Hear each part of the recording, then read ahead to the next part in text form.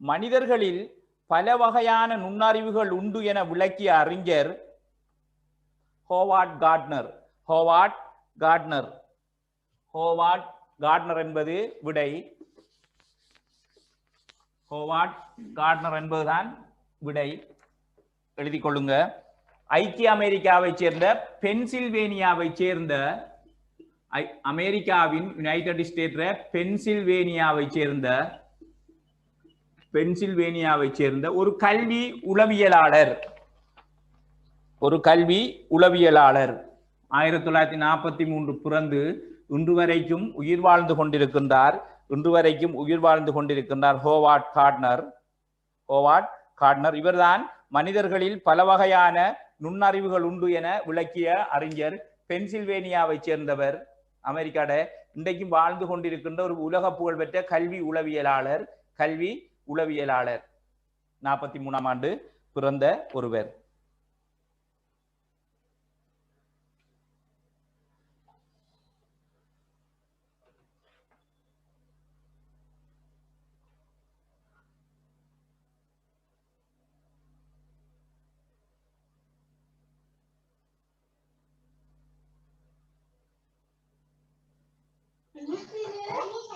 Message உண்டு.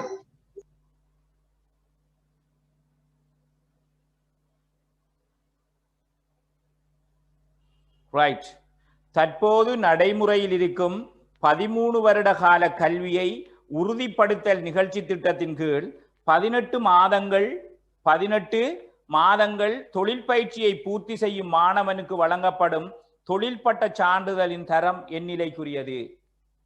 பிள்ளைகள், இப்ப உதாரணமா அரசாங்கம் 13 வருட கால கல்வியை உறுதிப்படுத்தல் என்ற திட்டத்தை கொண்டு வந்தாங்க. என்னன்னு சொன்னா, காப்போத்த சாதாரண தரத்தில கற்கின்ற மாணவர்கள்ல ஒவ்வொரு வருடமும் 80,000க்கும் 1,00,000க்கும் இடைப்பட்ட மாணவர்கள் காப்போத்த சாதாரண தர பரீட்சையில சித்தி பெற தவறி விடுகிறார்கள். இப்ப அவர்கள் வெளியே வருகின்ற நேரத்திலே வேலையில்லா திண்டாட்டம்,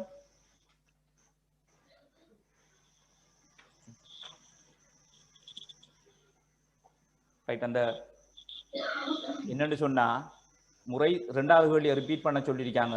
அதை நான் ரிப்பீட் பண்ணிட்டு போறேன். இன்னும் இருக்கா? முறைசார் கல்வியின் பண்பு அல்லாதது வரையறுக்கப்பட்ட இலக்கு. 4வது விடையை மார்க் பண்ணி கொள்ளுங்க. முறைசார் கல்வி தொடர்பான விளக்கம் ஒன்று நான் அடுத்த பின்னுக்கு ஒரு 30-40 கேள்வி போகக்குள்ள ஒரு விளக்கம் இருக்கு. ஃபுல் விளக்கம் தருவேன். ரைட். இப்ப 13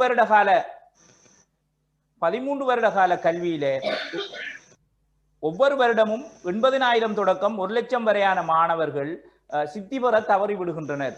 இந்த மாணவர்கள எதிர்காலத்தில கருத்தில கொண்டுதான் 13 வருட கால கல்வியை உத்தரவாதப்படுத்தி இருக்கிறார்கள். அநேகமாக கிட்டத்தட்ட நாட்டில் 500க்கும் அதிகமான இந்த 13 வருட கால விடுகை இந்த மாணவர்களுக்குரிய கல்வி பாடசாலைகள்ல இந்த நிலையங்களை தோற்றி வச்சிருக்காங்க. அரசாங்கம் தோற்றி வச்சு இப்போ அவன் தொழில் கல்வியை கற்றுக்கொள்கின்றான். 6 மாதம் பேசிக்கான சில பாடங்களை கற்றுக்கொண்டு 18 மாதம் தொழில் கல்வி அந்த மாணவன் கற்றுக்கொண்டு நேஷனல் வொகேஷனல் குவாலிஃபிகேஷன், அதாவது தேசிய தொழில் தகமை பட்டச் சான்றிதழ் நாளை அவன் பாடசாலையிலிருந்து வெளியேறும் போது பெற்றுக்கொள்கின்றான். 5 தொழில்நுட்ப கல்லூரி, 6 தொழில்நுட்ப கல்லூரிகளையும் 7 இப்படி தொழில் பட்டங்களை வழங்குகின்ற பல்கலைக்கழகங்கள் தொழில்நுட்ப கல்லூரிகள்ல அவன் பெற்றுக்கொள்ளக்கூடிய வாய்ப்புகள் இருக்கும். அதான் உத்தரவாதப்படுத்தப்பட்ட அந்த கல்வியில திட்டம். அப்ப விட 3வது விடை 4வது கேள்விக்கு 3வது விடை. 4வது கேள்விக்கு 3வது விடை.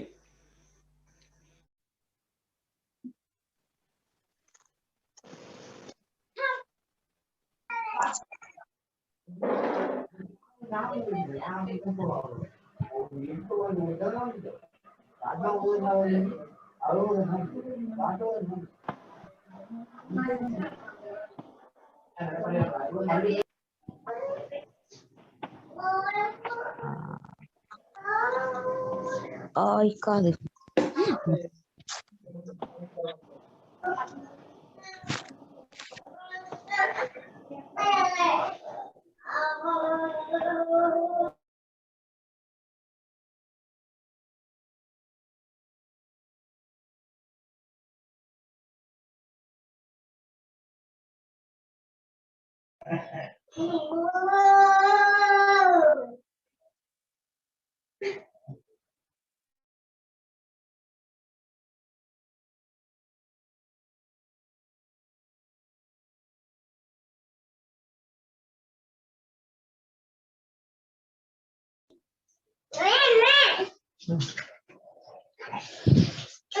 இந்த கியூ பண்ணிருக்கீங்க அங்க பாருங்க.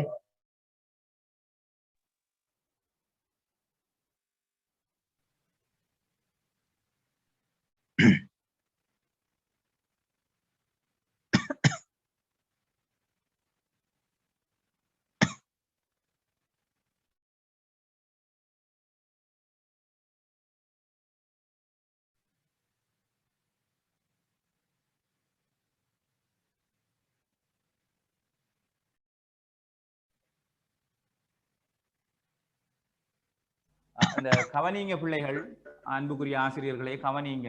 இலங்கையில் இருக்கின்ற NVQ லெவல் 3 GC ஆர்டினரி லெவலுக்கு இணையானது. இலங்கையில் இருக்கின்ற NVQ லெவல் 3 வந்து GC ஆர்டினரி லெவலுக்கு இணையானது. NVQ லெவல் 4 வந்து GC A லெவலுக்கு இணையானது. GC A லெவலுக்கு இணையானது. இலங்கையில் இருக்கின்ற NVQ லெவல் 5 டிப்ளோமாக்கு இணையானது. NVQ லெவல் 6 ஹையர் டிப்ளோமாக்கு சமமானது. அடுத்தது NVQ லெவல் 7 டிகிரி லெவலுக்கு சமமானது. ஒன்றும் ரெண்டும் பேசிக் லெவல், ஒன்றும் ரெண்டும் பேசிக் லெவல், ஒன்றும் ரெண்டும் பேசிக் லெவல் என்றதை ஞாபகம் வச்சுக் கொள்ளுங்க. ஒன்றும் ரெண்டும் பேசிக் லெவல் என்றதை ஞாபகம் வச்சுக் கொள்ளுங்க.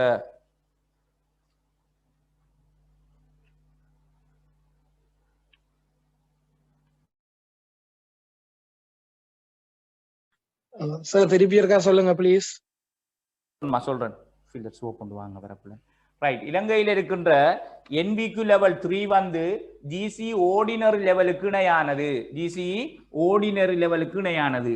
அடுத்து NVQ லெவல் 4 GC A லெவலுக்கு இணையானது. அதான் அந்த உத்தரவாதப்படுத்தப்பட்ட கல்வியில NVQ லெவல் 4 கொடுக்காங்கன்னா அவன் அந்த A லெவலுக்கு இணையாக வெளியாகணும். பாஸ் ஆகிற பிள்ளைகள் A லெவல் படிக்குது, ஃபைல் ஆகிறவன் கூட 80,000 பேரும் A லெவலுக்கு டிவலா NVQ லெவல் 4 படிச்சுட்டு வரான். அடுத்து NVQ லெவல் 5 வந்து டிப்ளோமாக்கு இணையானது. NVQ லெவல் 6 வந்து ஹையர் டிப்ளோமாக்கு இணையானது. அடுத்தது டிகிரி லெவல் வந்து NVQ 7, NVQ national vocational qualification 7 Moratuwa பல்கலைக்கழகம், பேராதனிய பல்கலைக்கழகம் எல்லாம் இப்ப அந்த சான்றிதழை வழங்க தொடங்கி இருக்கிறார்கள். டிகிரி லெவல் அப்ப டெக்னிக்காலஜில படிக்க ஒரு மாணவனும் டிகிரி வரையும் போகலாம். தொடர்ந்து கற்றான் என்றால் டிகிரி வரையும் போகலாம்.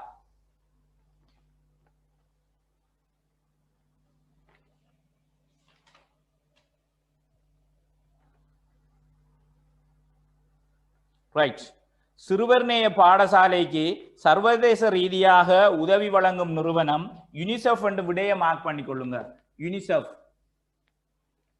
என்று நீங்க விடைகளை மார்க் பண்ணி கொண்டு, இது வந்து 1946 11 டிசம்பர்ல உருவாக்கப்பட்டது. ஐக்கிய நாடுகள் சபையால 1946ஆம் ஆண்டு 11 டிசம்பர்ல உருவாக்கப்பட்டது.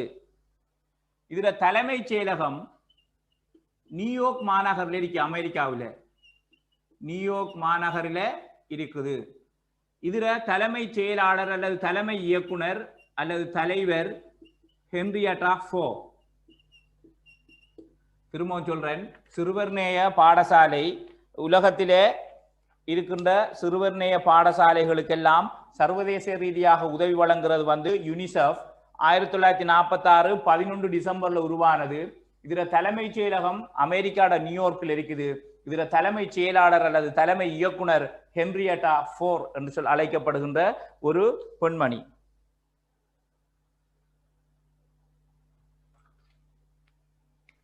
சார் நேம கொஞ்சம் திரும்ப சொல்றீங்களா? ஹென்ரியட்டா ஃபோர், தமிழ்ல எழுதி விடுறேனா?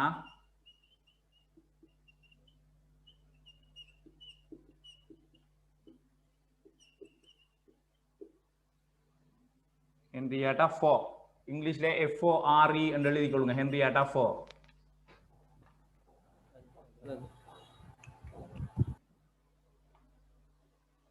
மச்சான் பவுப்பொண்டிலேக்கன் எடுக்கிறேன் நான், நோக்கா வெயிட் பண்ணு. பவுப்பொண்டிலேக்கன் எடுக்கேன்.